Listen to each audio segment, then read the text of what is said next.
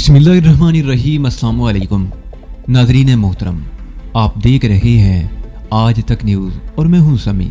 इससे पहले आप इस कहानी की 38 हिस्सा सुन चुके हैं और अब किस नंबर 39 मुलाहिज़ा फरमाएं। लेकिन हमारा माशरा कुछ अजीब सा है। गलती करने वाले की इस्लाह करने की बजाय उससे नफरत करने लगता है और उसे मजीद गलतियां करने पर मजबूर करता है। और फिर वो शख्स गलतियां नहीं करता, जो भी करता है अपनी मर्जी से करता है और अपने आप को हक बजानिब समझता है।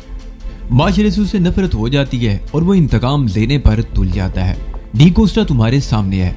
ये बज़ाहिर शरीफ और बाइज्जत इंसान नजर आता है, लेकिन इसका असल रूप तुमने भी देख लिया है। ये क्यों कर रहा है? अगर तुम इसका दिल टटोल कर देखो तो तुम्हें एक सनसनीखेज कहानी सुनने को मिलेगी। और तुम खुद भी हो। क्या तुम अपनी मर्जी से आई हो? नहीं समीना, अपनी मर्जी से कोई शख्स भी कीचड़ में पाँव नहीं रखता और जब कोई इस तागूती चक्कर में फंस जाता है तो वो बाहर नहीं निकल सकता। लाख पैर मारने के बावजूद उसे हालात से समझौता करना ही पड़ता है। मेरा ख्याल है कि तुम्हें भी अब हालात से समझौता कर ही लेना चाहिए। अगर ऐसा ना होता तो मैं तुम्हारे साथ यहाँ ना आती, समीना ने जवाब दिया। उसके जवाब में अब भी उदासी थी। शारिक ने गुफ्तगू का मौजू बदल दिया। वो समझ गया था कि जैसे जैसे बात आगे बढ़ेगी समीना की उदासी में इजाफा होता जाएगा, इसलिए उसने मौजू ही बदल दिया। दफादन समीना चौंक सी गई। सामने बहुत दूर तारीकी में कुछ रोशनियां झिलमिलाती हुई नजर आ रही थी। लगता था जैसे किसी बहुत बड़ी इमारत में चरागाह किया गया हो। क्या हम साहिल के करीब पहुंच रहे हैं? उसने शारिक की तरफ देखते हुए पूछा। साहिल नहीं तो, शारिक ने जवाब दिया, बल्कि हमारे और साहिल के दरमियान गुजरने वाले हर लम्हे के साथ मजीद इजाफा होता जा रहा है। लेकिन वो झिलमिलाती हुई रोशनियां, लगता है किसी इमारत पर चरागा हो रहा है। समीना ने एक तरफ इशारा किया। ओह वो! शारिक मुस्कुराते हुए बोला, वो साहिल पर कोई इमारत नहीं, बहरी जहाज है और शायद मुसाफिर बरदार जहाज है। ओह! समीना के मुंह से बेइख्तियार निकला। वो बड़ी दिलचस्प नजरों से उन रोशनियों की तरफ देखती रही जो लम्हा बलम्हा वादे होती जा रही थी। समंदर की लहरों पर हिलकोले लेती और झिलमिलाती हुई ये रोशनियां बड़ी पुरस्रार लग रही थी। लांच खासे फासले से निकल गई। उनकी लांच की रफ्तार ज्यादा तेज नहीं थी। समीना दोनों हाथ रीलिंग पर टिकाए उस वक्त तक उन झिलमिलाती रोशनियों की तरफ देखती रही जब तक वो नजर आती रही। फिर यकायक उसे एहसास हुआ कि वो अकेली खड़ी है। उसने गर्दन घुमाकर देखा, शारिक वहां नहीं था। समीना को पता भी नहीं चला था कि वो कब वहां से चला गया था। उसके मुंह से बेइख्तियार गहरा सांस निकल गया और वो एक बार फिर मुड़कर तारीक समंदर की तरफ देखने लगी। उसकी चारों तरफ गहरी तारीकी थी। उसे वक्त का अंदाजा भी नहीं था। समीना बीबी, अपने अकब में 9 लक्का की आवाज सुनकर वो चौंक गई। खाना तैयार हो गया है और सब लोग तुम्हारा इंतजार कर रहे हैं। समीना गहरा सांस लेती हुई कैबिन की तरफ मुड़ गई। 9 लक्का उसे 2 कदम आगे था। जब वो कैबिन में दाखिल हुई तो नबी बख्श मेज पर खाना लगा चुका था। शारिक और डी कोस्टा मेज के गिर्द कुर्सियों पर बैठे हुए थे। उनके साथ कासिम भी था। समीना और 9 लक्का भी कुर्सियों पर बैठ गए और उन्होंने खाना शुरू कर दिया। कब पहुंचेंगे हम उस चट्टान के पास? समीना ने शारिक की तरफ देखते हुए पूछा। अगर हम लॉन्च को इसी रफ्तार से चलाते जिस रफ्तार से रवाना हुए थे तो बहुत पहले मंजिल पर पहुंच चुके होते, लेकिन हमने लॉन्च की रफ्तार बहुत कम रखी। इस रफ्तार से हम सुबह 4 बजे के लगभग ही वहां पहुंच सकेंगे। तो क्या हम आज रात भर भी सफर करेंगे? समीना ने कहा। उसकी आंखों में वहशत सी उभर आई। लगता है तुमने पहले कभी समंदर में सफर नहीं किया, कासिम ने कहा। नहीं, ये पहला इत्तफाक है, समीना ने जवाब दिया। खाने के बाद समीना और शारिक वगैरह फिर अर्शे पर आ गए। वो कुछ देर तक रेलिंग के सहारे खड़े तारीक समंदर में घूरते रहे, फिर अर्शे पर बैठ गए। यहाँ कोई कुर्सी वगैरह नहीं थी, वो फर्श पर ही बैठे थे। कासिम एक बार फिर व्हील कैबिन में चला गया और उसके दोनों आदमी उमर और नबी बख्श मुख्तलिफ कामों में मसरूफ हो गए। शारिक, समीना और 9 लक्का की जिंदगी में बहरी सफर का ये पहला इत्तफाक था। शुरू में तो वो खासे परेशान थे, लेकिन अब किसी हद तक कादी हो गए थे। डी कोस्टा अलबत्ता कई मरतबा समंदरी सफर कर चुका था। वो हाजी अब्दुल्ला के गिरोह का आदमी था और मुख्तलिफ औकात में बहरी जहाजों और लांचों के जरिए मुख्तलिफ ममालिक जा चुका था। वो इन तीनों को अपनी बीती हुई मुहिम्मात की दास्तानें सुना रहा था और वो तीनों बड़ी दिलचस्पी से ये सब सुन रहे थे। बातें करते करते डी कोस्टा ने सिगरेट का पैकेट निकालने के लिए जेब में हाथ डाला, लेकिन पैकेट जेब में नहीं था। वह सिगरेट का पैकेट शायद कैबिन में भूल आया। वो अपनी जगह से उठते हुए बोला, सिगरेट ले आऊं तो दास्तान का बाकी हिस्सा सुनाता हूँ। वो कैबिन में आ गया। अंदर दाखिल होकर उसने बत्ती जलाई और अपने बैंक पर रखा हुआ सिगरेट का पैकेट और माचिस उठाकर बाहर आ गया। वो अर्शे की तरफ वापस जाना ही चाहता था कि कैबिन की दूसरी तरफ सरगोशियों की आवाज सुनकर चौंक गया। उसने इधर उधर देखा मगर तारीकी में कोई नजर नहीं आया। सरगोशियां बदस्तूर सुनाई दे रही थी। डी कोस्टा को आवाज शिनाख्त करने में कोई दुश्वारी पेश नहीं आई। वो उमर और नबी बख्श थे जो बलोची जबान में बातें कर रहे थे। डी कोस्टा थोड़ी बहुत बलोची समझता था और दोनों की सरगोशियाना गुफ्तगू में समीना का नाम सुनकर वो चौंके बगैर ना रह सका। उसे कुछ शुबा सा हुआ। वो इधर उधर देखने लगा। कैबिन के दूसरी तरफ रस्सों का ढेर लगा हुआ था। वो किसी चौपाए की तरह हाथों और घुटनों पर चलता हुआ रस्सों के उस ढेर के करीब आ गया। उमर और नबी बख्श रस्सों के उस ढेर के दूसरी तरफ बैठे सरगोशियों में बातें कर रहे थे। डी कोस्टा ने रस्सों के अंबार की आड़ से झांक कर देखा। तारीकी में उन दोनों के चेहरे नजर नहीं आ रहे थे। वो दोनों बीड़ियां पी रहे थे। डी कोस्टा फिजा में बीड़ी के पत्ते की बू महसूस कर रहा था। वो रेंगता हुआ कुछ और आगे बढ़ गया। अब वो उनकी बातें साफ तौर पर सुन रहा था। अरे कासम, उस्ताद ने बोला है कि आज ही रात इन तीनों को मारकर समंदर में फेंक देगा और लांच को वापस ले जाएगा। ये नबी बख्श की आवाज थी। वो मजीद कह रहा था, और सुना है तुमने, उस्ताद कासम बोलता है कि लोहे के इस डब्बे में 500 किलो हिरवन है, करोड़ों रुपए का माल है। उस्ताद कासम ये हिरवन बेच देगा तो अपने तो वारे न्यारे हो जाएंगे। उस्ताद कासम हम दोनों को भी हिस्सा देगा। जानता है मैं अपने पैसे का क्या करूंगा? क्या करोगे? उमर ने पूछा। अरे हम भी एक लांच खरीदेगा, फिर तो सारी जिंदगी आराम से गुजर जाएगी, नबी बख्श ने जवाब दिया। अरे तुम बोला उन तीनों को मारकर समंदर में फेंक देगा, मगर वो तो 4 हैं। उन छोकरी को भूल गए क्या? उमर ने कहा। छोकरी को उस्ताद कासम अपना पास रखेगा, उसे अपनी घर वाली बनाएगा। एक बात है उमर। नबी बख्श चंद लम्हों को खामोश हुआ, फिर बोला, वो छोकरी जोरदार चीज है। मैं उस्ताद कासम को बोलूंगा कि वो हमको दे दे। उसका तो अपनी घर वाली भी है ना। वो छोकरी हमको मिल जाएगा तो हमारा घर भी आबाद हो जाएगा। अरे शक्ल देखे अपना, उमर ने कहा। वो छोकरी तो तुम पर थूकेगा भी नहीं।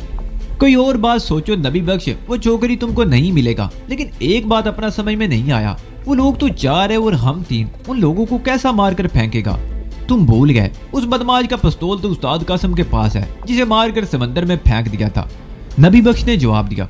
उस्ताद कासिम का प्रोग्राम है कि रात को जब ये लोग सो जाएगा तो हम सबको एक एक गोली मारकर लाशें समंदर में फेंक देगा। सुबह होने से पहले मछलियां इनका गोश्त खा जाएंगी। अगर उनके पास भी मस्तौल हुआ तो? उमर के लहजे में तशवीश थी। अरे यही तो मजे की बात है, नबी बख्श ने कहा। उनके पास पिस्तौल मस्तौल नहीं, इसलिए तो उस्ताद कासिम ने ये प्रोग्राम बनाया है। किस वक्त? उमर ने पूछा। रात को 1 से 3 बजे के दरमियान, जब भी मौका मिला, नबी बख्श ने जवाब दिया।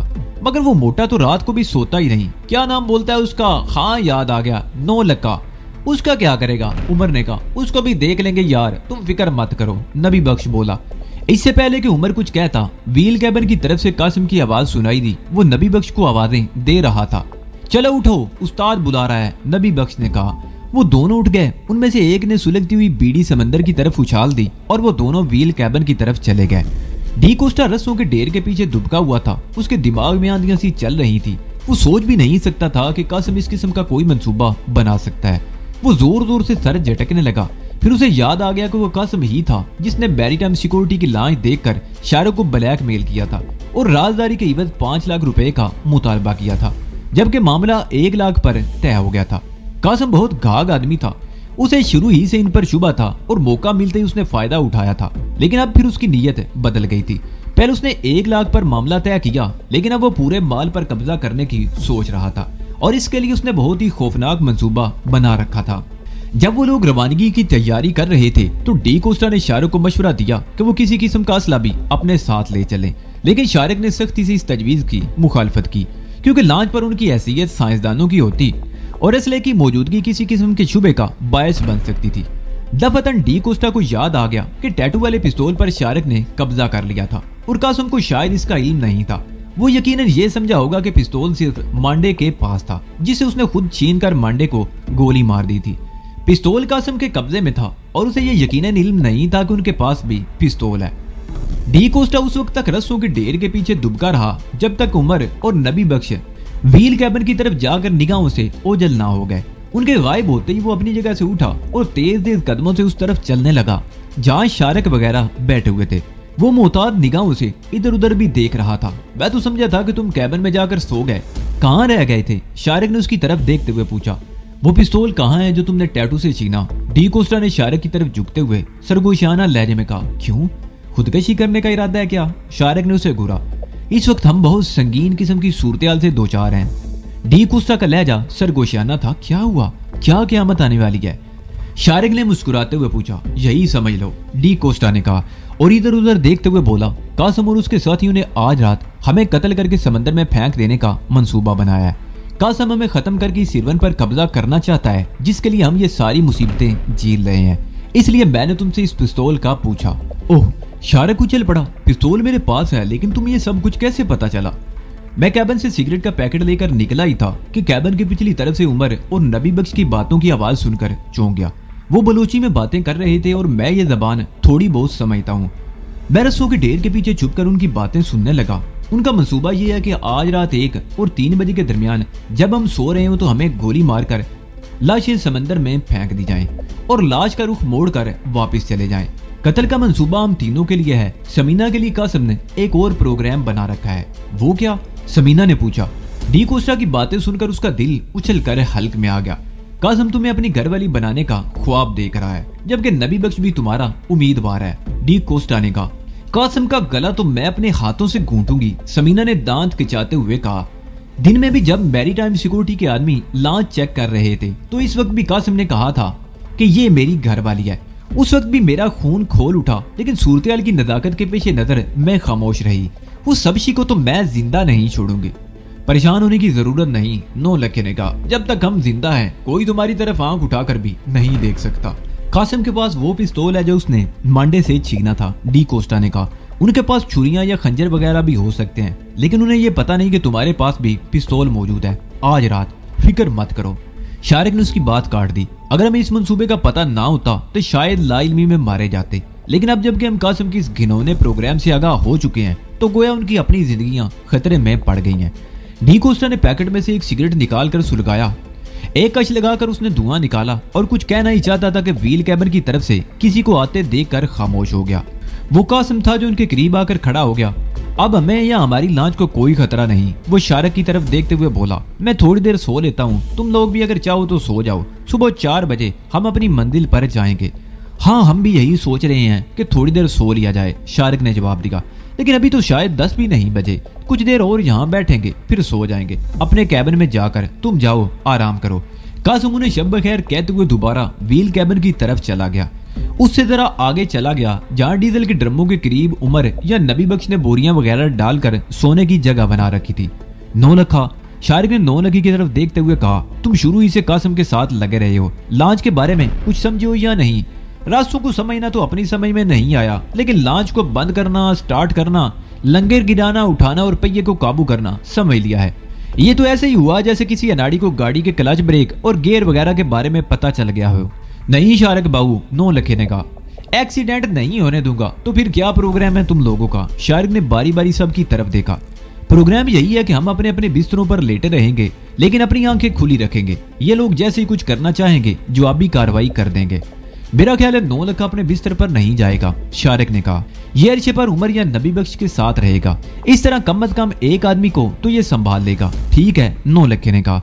एक क्या, अगर वो दोनों इकट्ठे हों तो मैं उन दोनों को संभाल लूंगा। और हम तीनों, शारिक ने समीना और डी कोस्टा की तरफ देखते हुए कहा, आज रात एक ही कैबिन में गुजारेंगे। इस तरह जो भी कैबिन में आएगा उससे निमटने में आसानी रहेगी। वो लोग प्रोग्राम तय करने के बाद मौजू बदल कर बातें करते रहे। 9 लखा ने अचानक ही ऊंची आवाज में माया गाना शुरू कर दिया। उसकी पाटदार आवाज तारीकी में समंदर की लहरों पर दूर दूर तक फैल रही थी। 11 बजे समीना, शारिक और डी कोस्टा उठकर कैबिन में आ गए। 9 लखा वहीं बैठा ऊंची आवाज में माया गाता रहा। कैबिन में 4 बैंक थे, 2 नीचे एक दीवार के साथ और 2 दूसरी दीवार के साथ। इस तरह कैबिन में 4 अफराद के सोने की जगह थी। समीना और शारिक एक दीवार वाले बैंक पर लेट गए। समीना ऊपर वाले बैंक पर थी और शारिक नीचे। डी कोस्टा साथ वाली दीवार के नीचे वाले बैंक पर लेट गया।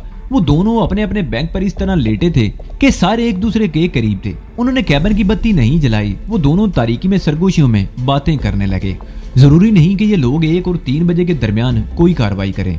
ये अपने मंसूबे पर इससे पहले भी अमल कर सकते हैं, इसलिए हमें हर लिहाज से मोहतात रहना होगा, शारिक ने कहा। और लिबास में छुपा हुआ पिस्तौल निकालकर अपने सामने इस तरह रख लिया कि उसे किसी भी वक्त हाथ में लिया जा सकता था।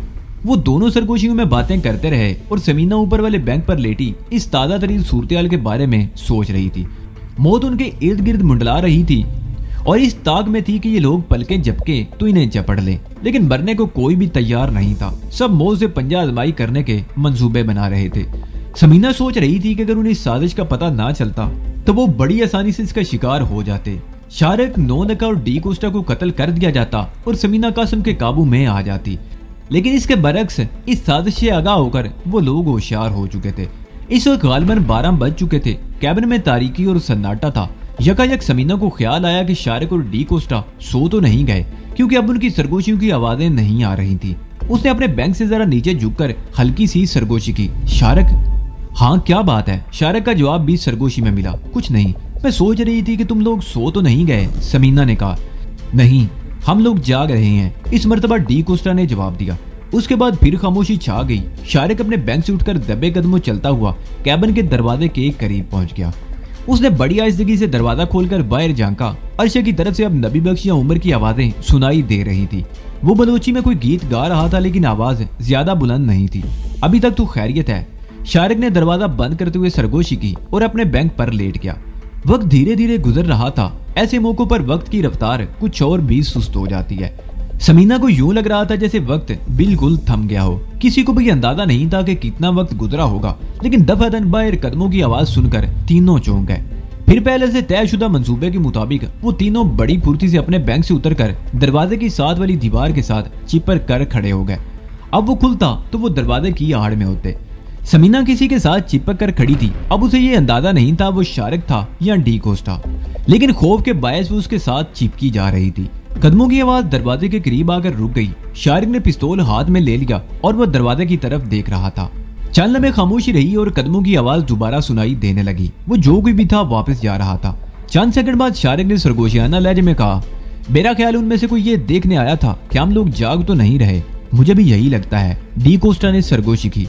मुझे यकीन है कि अब वो लोग कोई कार्रवाई करने वाले होंगे। इन आवाजों से समीना समझ गई थी कि उसके साथ डी कोस्टा ही खड़ा था और शारिक उससे आगे दरवाजे की तरफ था। समीना सिरक कर कुछ पीछे हट गई, मगर डी कोस्टा भी उससे चिपका जा रहा था। तकरीबन 3 मिनट गुजर गए। बाहर कदमों की आवाज एक बार फिर सुनाई देने लगी। होशियार, शारिक ने सरगोशी की।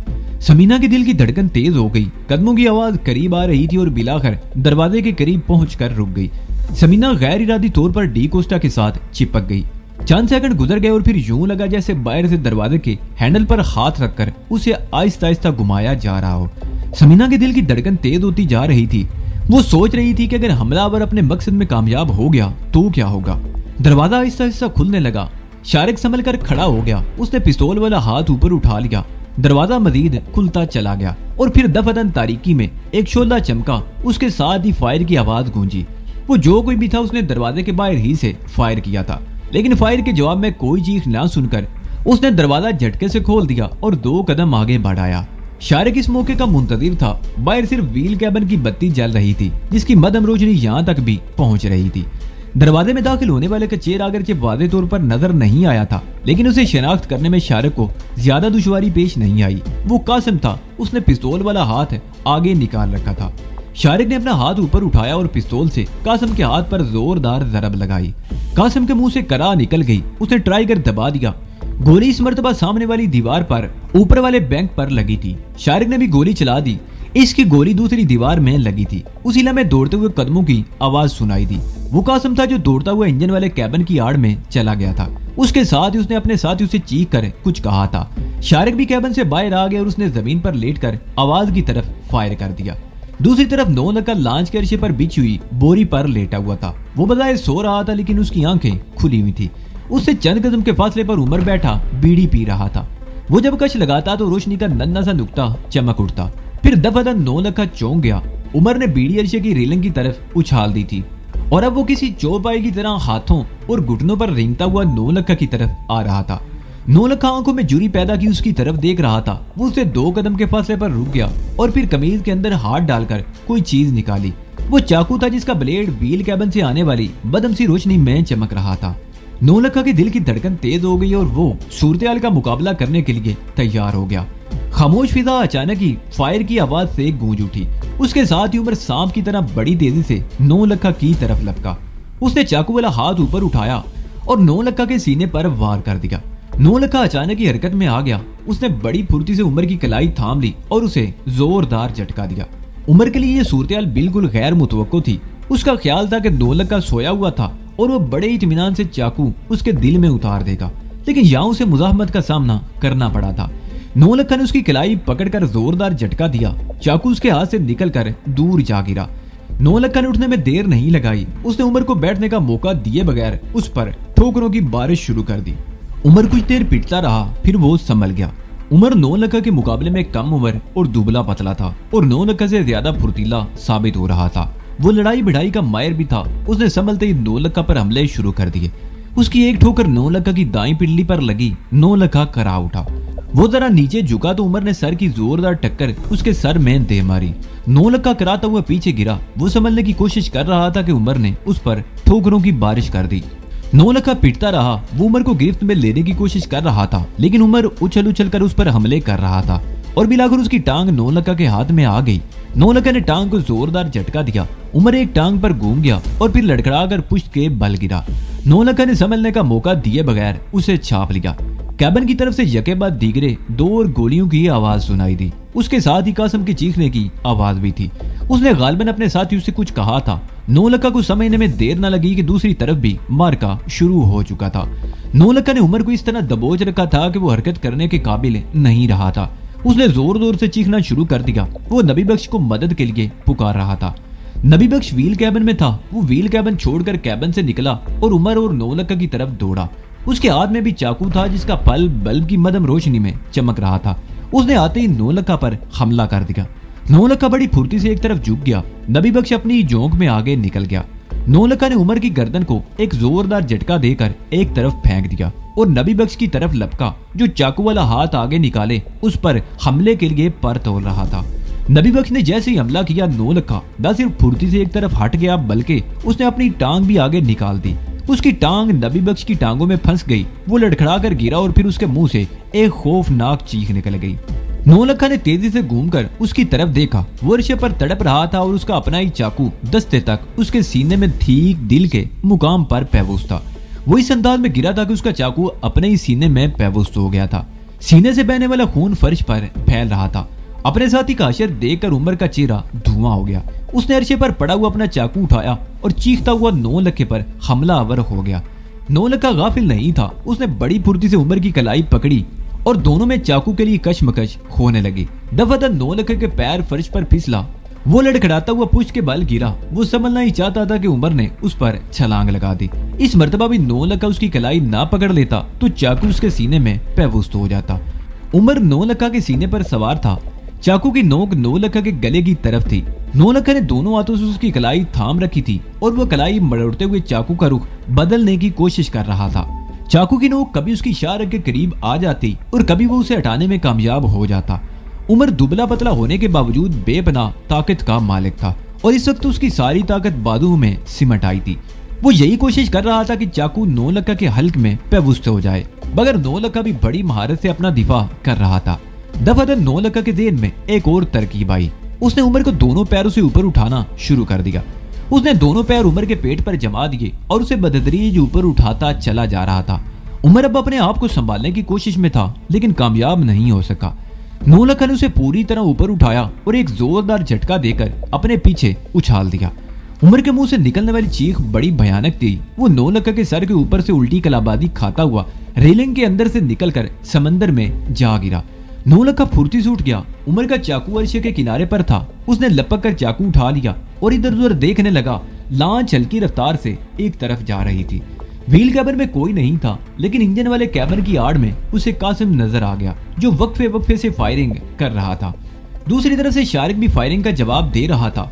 फायरिंग की आवाज से उसने शारिक की पोजीशन का अंदाजा लगा लिया था। वो रस्सों के ढेर के पीछे पोजीशन लिए हुए था। समीना और डी कोस्टा नजर नहीं आ रहे थे। शायद वो कैबिन में पनाह लिए हुए थे। 9 लखा चलने में इधर उधर देखता रहा, फिर चाकू संभाले दबे कदमों बाईं तरफ चलने लगा। अर्शे पर एक लंबा चक्कर काट कर वो उस तरफ निकल आया जहां बावर्ची खाने की जगह बनी हुई थी और उसके साथ इंजन का कैबिन था। कासिम उस कैबिन से दूसरी तरफ शारिक पर फायरिंग कर रहा था। 9 लखा चाकू संभाले दबे कदमों कैबिन की दीवार के साथ साथ चलता रहा। बिलाकर वो कासिम के पीछे पहुंच गया। कासिम और उसके दरमियान सिर्फ 2 फुट का फासला था। 9 लखा ने मजीद एक कदम आगे बढ़कर चाकू की नोक कासिम की पुश से लगा दी। बस अब तुम्हारा खेल खत्म हो गया कासिम, पिस्तौल फेंक दो। 9 लखा के हल्क से बेड़िए की सी गुर्राहट निकली। नतीजा 9 लखे की तवक्को के बरक्स निकला। उसका ख्याल था कि कासिम पिस्तौल फेंक कर शराफत से हाथ उठा लेगा, लेकिन वो बड़ी तेजी से नीचे झुकते हुए घूम गया। उसके पिस्तौल का रुख 9 लखा की तरफ था। उसने ट्राई कर दबा दिया, लेकिन कोई धमाका नहीं हुआ। पिस्तौल से सिर्फ स्टिक की आवाज निकल कर रह गई। मैगजीन खाली हो चुका था। उस पिस्तौल की सारी गोलियां वो शारिक के मुकाबले में जाया कर चुका था। नौलखा के हल्क से बेइख्तियार कहकर निकल गया। वो कासिम के सामने चाकू लहराते हुए बोला, अब कहाँ जाओगे बच्चू, तुम्हारी गोलियां तो खत्म हो गई, अब मेरा कमाल देखो। कासिम का चेहरा धुआं हो रहा था। वो चंद में खौफजदा निगाहों से नौलखे की तरफ देखता रहा, फिर नबी बख्श और उमर को आवाजें देने लगा। वो लोग अब नहीं आएंगे। नौलखे ने कहकर लगाते हुए कहा, तुम्हारा एक आदमी तो अपने ही चाकू से मौत के घाट उतर गया, उसकी लाश अरशे पर पड़ी है और दूसरा समंदर में गिर गया, उसे भी अब तक मछलियां खा चुकी होंगी। अब तुम्हारी बारी है, तुम हमारे हाथों से मरना चाहोगे या मछलियों की खुराक बनना चाहोगे। कासिम के चेहरे पर खौफ के साये गहरे होने लगे। वो उल्टे कदमों आहिस्ता आहिस्ता पीछे हटने लगा। फिर उसने अचानक ही हाथ में पकड़ा हुआ खाली पिस्तौल नौलखे पर दे मारा। उसकी ये हरकत नौलखे के लिए गैर मुतवक्को थी। उसने बचने की कोशिश की मगर कामयाब नहीं हो सका। पिस्तौल उसके सीने पर लगा था। जरब खासी जोरदार थी। नौलखा कराता हुआ दौरा हो गया। कासिम ने इस मौके से पूरा फायदा उठाया और बड़ी फुर्ती से आगे बढ़कर नौलखे के चाकू वाले हाथ पर ठोकर मार दी। चाकू नौलखे के हाथ से निकलकर दूर जा गिरा। नौलखा सीधा होना ही चाहता था कि कासिम ने उसके सीने पर सर से जोरदार टक्कर मारी। नौलखा एक बार फिर कराता हुआ दौरा हो गया। कासिम ने उसके मुंह पर इस तरह ठोकर मारी जैसे फुटबॉल को किक मारी जाती है। नौलखा फिर उलट गया। कासिम ने उसके जिस्म पर ठोकरों की बारिश कर दी, लेकिन फिर नौलखे को भी संभलने में ज्यादा देर नहीं लगी। वो उठकर कासिम से लिपट गया। कासिम को सीने में अपना सांस रुकता हुआ महसूस होने लगा। वो कुछ देर तक अपने आप को छुड़ाने की कोशिश करता रहा मगर नौलखे की गिरफ्त बड़ी मजबूत थी। कासिम ने उसके बाजू पर दांत गाड़ दिए। इस मर्तबा उसका यह हरबा कारगर साबित हुआ। नौलखा बिलबिला उठा। उसके हाथों की गिरफ्त ढीली पड़ गई। कासिम ने अपने आप को उसकी गिरफ्त से छुड़ा लिया और एक तरफ दौड़ लगा दी, लेकिन वो ज्यादा दूर नहीं जा सका। शारिक अचानक की तारीकी से निकलकर सामने आ गया। कासिम एक झटके से रुक गया। उसने पीछे मुड़कर देखा। इस तरफ से नौलखा नपे-तुले कदम उठाता हुआ आगे बढ़ रहा था। कासिम खौफजदा अंदाज में कैबिन वाल की तरफ बढ़ने लगा, लेकिन उसके कदम एक बार फिर रुक गए। उस तरफ डी कोस्टा खड़ा था। उसके बाएं तरफ चंद फुट के फासले पर समीना खड़ी थी।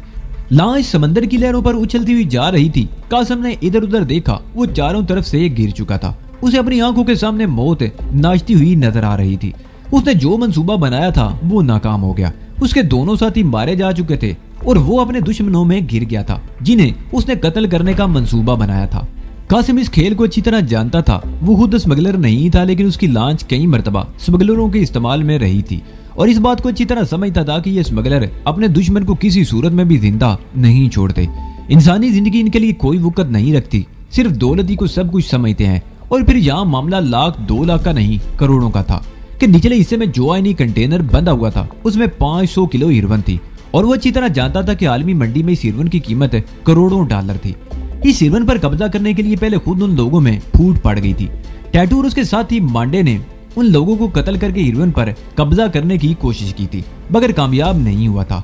इस मार्के में कासिम ने शारिक का साथ देने का फैसला किया था क्योंकि पार्टी का लीडर शारिक था और कासिम समझ गया था कि टैटू और मांडा किराए के आदमी थे जिनकी नीयतों में फतूर आ गया था, लेकिन वो लोग अपने मकसद में कामयाब नहीं हो सके थे। मांडा तो कासिम के हाथों मारा गया और टैटू ने अपनी जान बचाने के लिए समंदर में छलांग लगा दी थी और इस तरह मछलियों की खुराक बन गया था। कासिम के दिल में दरअसल शुरू ही से लालच पैदा हो गया था। उस लालच की 2 वजूहात थी, करोड़ों डॉलर मालियत की हीरोइन और इससे बढ़कर हसीनो जमील समीना।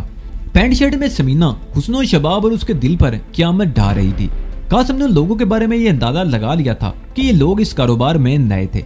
खसूसन समीना के बारे में तो उसे यकीन था कि स्मगलरों के किसी गिरोह के साथ पहली मर्तबा किसी ऐसे टूर पर जा रही थी। वो डरी डरी और सहमी थी और कासिम ने यह प्रोग्राम बनाया था कि रास्ते में वो समीना ही के जरिए कोई साजिश करेगा। न जाने उसे यह यकीन क्यों हो गया था कि वो समीना को फांसने में कामयाब हो जाएगा। अगर कोई अंदेशा था तो टैटू और मांडे की तरफ से था। वो दोनों ही छटे हुए और पेशावर लगते थे। कासिम के ज़हन में भी कोई मंसूबा वादे नहीं था, लेकिन फिर टैटू वाला वाकया पेश आ गया। उन दोनों के खात्मे के बाद मैरीटाइम सिक्योरिटी की लॉन्च को आते देखकर कासिम ने शारिक को ब्लैकमेल करने की कोशिश की और 1 लाख में मामला तय कर लिया। हालांकि ब्लैकमेलिंग इसका मकसद नहीं था। वो 1 लाख 2 लाख पर इक्तफा नहीं करना चाहता था।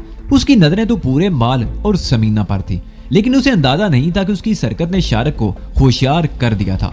मांडे का पिस्तौल कासिम के कब्जे में आ गया था। वो ये भी अंदाजा नहीं कर सका था कि टैटू का पिस्तौल शारिक के पास था। उसका ख्याल था कि टैटू ने अपनी जान बचाने के लिए बदहवासी में समंदर में छलांग लगा दी थी और उसका पिस्तौल भी उसके पास था। कासिम ने समीना को वरगलाने का जो मंसूबा बनाया था वो इस तरह काबिल अमल नहीं हो सका था कि समीना हर वक्त शारक के साथ चिपकी रहती थी। वो उससे अलग होती तो कासिम कोई कोशिश करता, मगर उसका मौका ही नहीं मिला। फिर पिस्तौल हाथ आ जाने के बाद उसने दूसरा मंसूबा बनाया। उसने उमर और नबी बख्श को अपनी साजिश के बारे में बता दिया। उसके दोनों साथी मारे जा चुके थे। नबी बख्श की लाश उसके सामने अर्श पर पड़ी थी और वो चारों तरफ से घिर चुका था। ये चारों से इंसान नहीं, मौत के फरिश्ते लग रहे थे। कासिम ने एक बार फिर चारों तरफ देखा। वो सोच रहा था कि किसी तरह लॉन्च के इंजन वाले कैबिन तक पहुंच जाए तो अपने आप को बचा सकता था। अगर मौत ही उसका मुकद्दर बन चुकी थी तो वो अकेला नहीं मरेगा, इन चारों को भी अपने साथ ले डूबेगा। लेकिन इंजन वाले कैबिन की तरफ अब 9 लखा खड़ा था। वो इंसान नहीं, जल्लाद था। कासिम ने एक बार फिर घूमकर इधर उधर देखा। शारक हाथ में पिस्तौल संभाले आहिस्ता आहिस्ता आगे बढ़ रहा था। डी कोस्टा भी आगे आ रहा था। अलबत्ता समीना अपनी जगह पर खड़ी थी। कासिम की आंखों में चमक सी उभर आई, क्योंकि ये हिसार का कमजोर पहलू था।